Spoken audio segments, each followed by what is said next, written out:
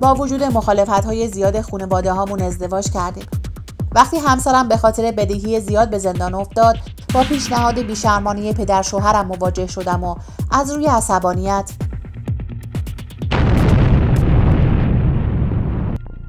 دوستان و همراهان عزیزم، به کانال خودتون خوش اومدید.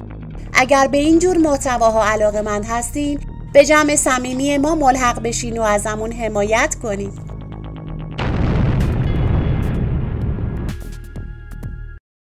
من و علیرضا برای ازدواج با مخالفت‌های زیادی روبرو شده بودیم. فقط 2 سال ازش بزرگتر بودم، اما همین باعث شده بود هر دو خانواده با این وصلت مخالفت کنن. پدر و مادر خودم هم معتقد بودن عدم رضایت خانواده اون باعث میشه زندگیمون بعدها تلخ بشه و با مشکلات زیادی روبرو بشیم. به همین دلیل موافقت نمی‌کردن و مصر روی حرفشون وایساده بودن. ولی برای من و علیرضا هیچ دلیلی باعث نمی‌شد که از تصمیممون منصرف بشیم. اونقدر پافشاری کردیم و افراد مختلف رو به عنوان واسطه فرستادیم که بالاخره مجبور شدن با این وصلت موافقت کنن. با وجود اینکه پدر علیرضا وضع مالی خیلی خوبی داشت، اما حاضر نشد برامون جشن عروسی بگیره و با یه مراسم مختصر وارد زندگی مشترکمون شده. قبل ازدواج علیرضا تو آشپزخونه پدرش که غذای بیرونبر تهیه می‌کردن و کلی اسم و رسم داشتن کار می‌کرد. بعد از اینکه با من وصلت کرد، پدرش دیگه اجازه نداد اونجا کار کنه. مجبور شد دنبال کار دیگه‌ای بگرده. آشپزی تنها کاری بود که اون ازش ساخته بود و کار دیگه‌ای نمیتونست انجام بده. بیکار شده بود و همین موضوع خیلی آزارش میداد. اما بالاخره بعد از کلی گشتن و پرسجو توی رستوران سنتی خوب کار پیدا کرد و مشغول شد. منم توی مغازه از چند سال قبل فروشنده بودم و زندگیمون کم و بیش میگذشت. یه خونه کوچیکم اجاره کرده بودیم و با کمک‌های مادرم، البته دور از چشم بابام، لنگ نمیموندیم. 1 سال از ازدواجمون گذشته بود که باردار شدم. فکر اومدن بچه و مخارج بیشترمون باعث شده بود هر دومون به فکر بیفتیم تا یک کار و کاسبی برای خودمون را بندازیم. خیلی تلاش کردیم و گشتیم تا بالاخره تونستیم یه زیرراپله اجاره کنیم تا بتونیم توش غذای بیرونبر بپزیم. 2-3 جور بیشتر غذا تو اون فضای کوچیک نمیشد تهیه کرد. تنها حسن اون فضا این بود که نزدیک یه واحد دانشگاهی بود و دانشجوها زیاد رفت و آمد میکردن. همین موضوع باعث شد خیلی زود بعد از راه اندازی مغازه و خرید تجهیزات بتونیم سفارش بگیریم و کارمون رونق پیدا کنه. اوایل خیلی سختی کشیدیم و بیشتر اوقاتمون به پخش تراکت و تبلیغ برای کارمون گذشت، اما به مرور به خاطر کیفیت خوب غذاها مشتریهای زیادی پیدا کردیم. روز به روز هم سفارش‌های بیشتری می‌گرفتیم. قیمت‌ها رو هم منصفانه گذاشته بودیم که مشتری‌ها راضی باشن و بازم بهمون اعتماد کنن. دخترم تازه به دنیا اومده بود. با وجود این چند روز بیشتر استراحت نکردم و فوری به سر کار برگشتم. بچه رو هم با خودم می بردم. من هم سفارش می گرفتم، هم توی پخت و آماده سازی غذاها کمک می کردم. علیرضا آشپز خوبی بود و ترفندهای خودش رو داشت. تازه داشتیم احساس آرامش می کردیم و می تونستم برای دخترم چیزایی رو که نتونسته بودم قبلا بخرم تهیه کنم که صاحب ملک جوابمون کرد.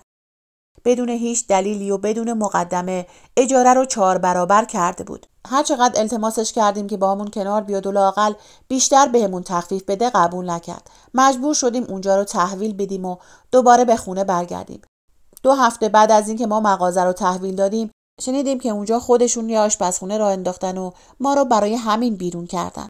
1 ماه گذشت و فقط از جیب می‌خوردیم. پدرم از ماجرای کمک‌های مادرم باخبر شده بود و جلوشو گرفته بود. خانواده علیرضا هم که اصلاً محلمون نمیدادن و سراغمون هم نمیگرفتن. بعد از یه مدت گشتن یه جای دیگر رو برای راه اندازی مجدد کارمون اجاره کردیم. چون فضای بزرگتری بود اجارش خیلی بالاتر بود. مجبورم بودیم برای توسعه کارمون وسایل و تجهیزات بیشتری تهیه کنیم. چند تا اجاق گاز هم اضافه کردیم تا بتونیم از پس اجاره و خرج و مخارج خودمون و کارگرایی که لازم داشتیم بر بیایم. چون پول کافی نداشتیم، وسایل و مواد اولیه رو چکی خریدیم و از بانک هم یه وام سنگین گرفتیم. با 1000 تا امید و آرزو دوباره شروع به کار کردیم، اما رونق اون جای قبلی رو نداشتیم و به ندرت در روز سفارش می‌گرفتیم. موعد چکار نزدیک بود و حساب علیرضا خالی بود. دیری نگذشت که طلبکارا یکی یکی سر و کله‌شون پیدا شد. قسط وام بانک هم چند ماه عقب افتاده بود. پای ضامن‌ها هم به میون اومده بود و همه شاکی شده بودن. از ترسمون دیگه به آشپزخونه نمی‌رفتیم و به خونه پناه برده بودیم. اما دست آخر اونجا هم پیدامون کردن و علیرضا رو به جرم کشیدن چک بلامحل به زندان انداختن. پای 2 میلیارد پول وسط بود و هیچ جوره از پسش بر نمی اومدیم.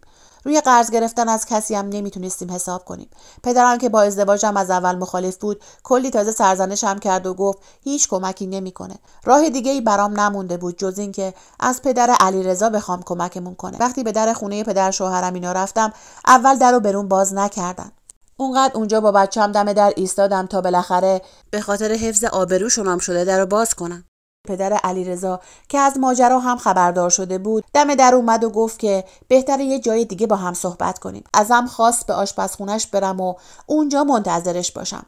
با این حرفا ته دلم کورسوی امیدی روشن شده بود. خودم رو به آشپزخونه‌شون رسوندم. نیم ساعتی هم منتظر شدم. بعد اینکه اومد و وارد اتاقش شد، درو بست و گفت اگه میخواد کمکش کنم باید شرطش رو بپذیرم.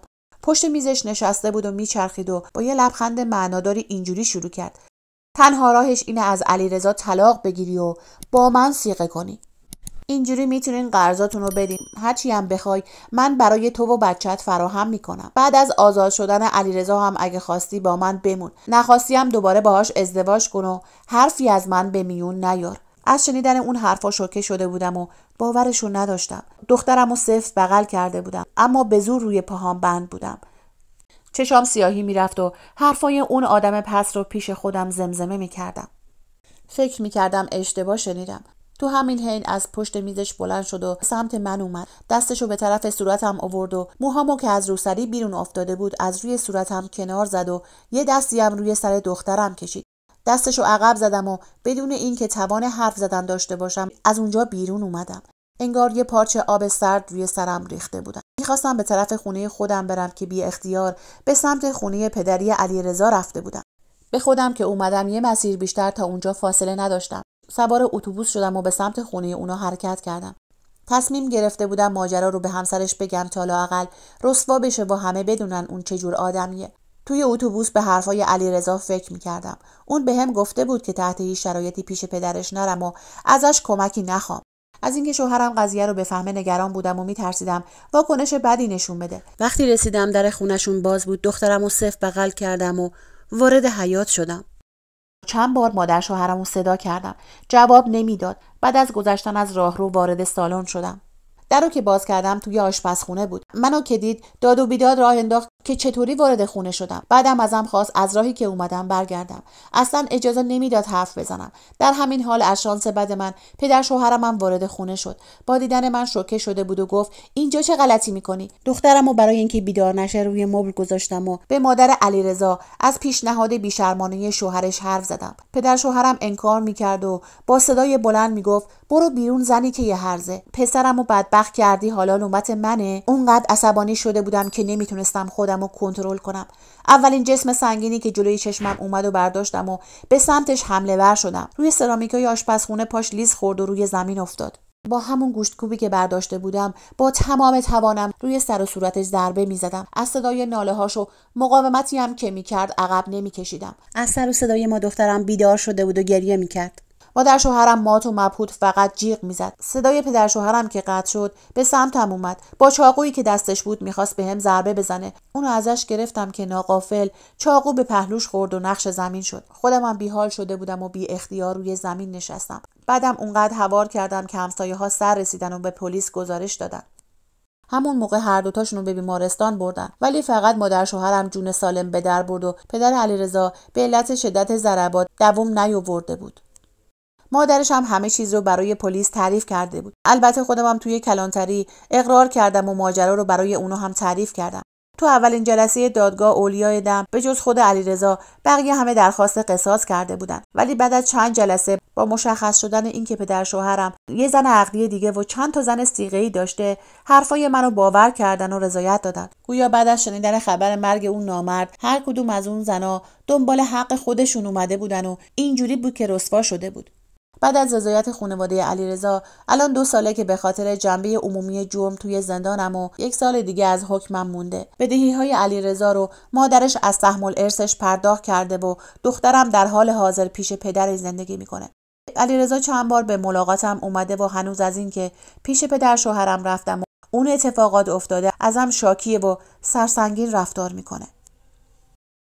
دوستان عزیزم، اگه از این ویدیو خوشتون اومد کانال ما رو سابسکرایب کنید تا اولین نفری باشین که ویدیوهای جذاب و جدید ما رو میبینه.